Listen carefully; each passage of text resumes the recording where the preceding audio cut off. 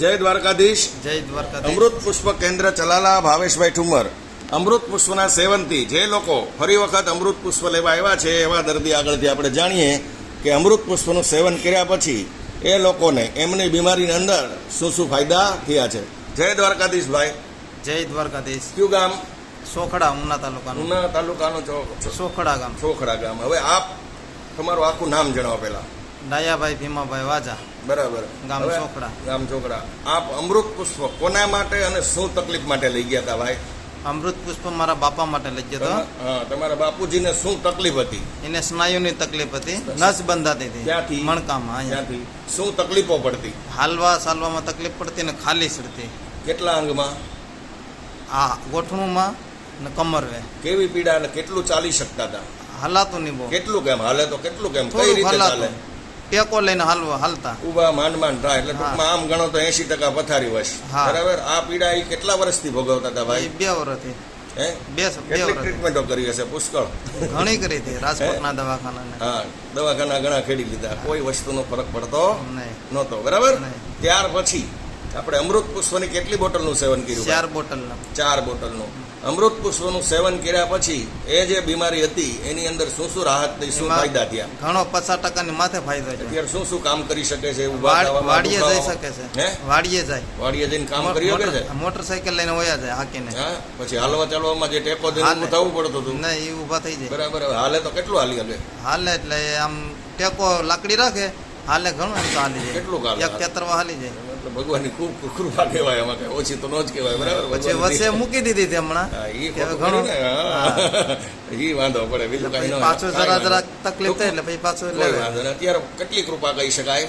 ઘણું. બરાબર. તો તમારો ફોન નંબર જણાવો ભગવાન. 94 275 71 104. બરાબર. જય દ્વારકાધીશ બેન. ઓરા ભાઈ આવો જરા કરना, અવાજ જોરથી બોલજો. કયું ગામ બેન? અમારું ગામ આમ ચોકડી પણ રેવીશ બોટાદ અમે. હવે તમારું આખું નામ જણાવો પેલા. રમીલા બેન ઘનશ્યામભાઈ ચૌહાણ. હવે તમે અમૃત પુષ્પ કોના માટે લઈ ગયા મારા હતા? માટે જ તે. હવે તમને શું તકલીફ હતી? મને હાથે પગે ખાલી સડી જાય, કાંઈ કામ ન કરી શકું. કેટલા વર્ષથી હેરાન થતા હતા? ઘણા વર્ષથી તો શું કામ કરવામાં, એટલે કેટલા હાલવું ચાલવું હોય તો શું થાય? આમ ચુવાસ સડે, હલાય નહીં. પગ કેટલા દુખવા ડગલા નો માંડે. શ્વાસ ચડે? કેટલા ડગલામાં? થોડુંક જ હાલી શકું, જાજુ ન હાલી આ શકું. પીડા કેટલા વર્ષથી મારી બેન ભોગવતા હતા? ઘણા 8-10 વર્ષથી હા. નતું. કેટલા હાવ હલાય જ નહીં ને ઠામુકું ન હલાય. હાલવું હોય પણ હલાય જ નહીં, સુવાસ જ ચડવા માંડે. હા, કેટલાક બગાડ્યા છે? ઘણા પૈસા તો ઘણા બગાડ્યા પણ કાંઈ ફેર નતો. પણ બરાબર. હવે આખી આપણે ત્યાર પછી આપણે અમૃત પુષ્પની કેટલી બોટલ લઈ ગયા? 8 બોટલ લઈ 8 ગયા. બોટલ. હવે અમૃત પુષ્પનું સેવન શરૂ કર્યું ત્યાર પછી કઈ કઈ રીતે ફાયદા થયા? ઘણું. અત્યારે હું ફ્રૂટ વેચવા જઉં છું, હાલી શકું છું.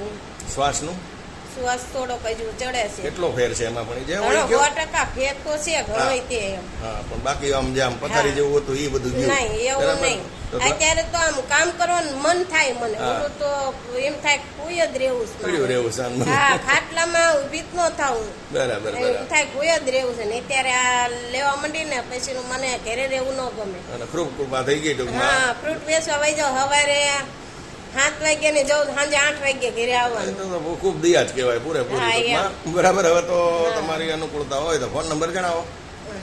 ફોન યાદ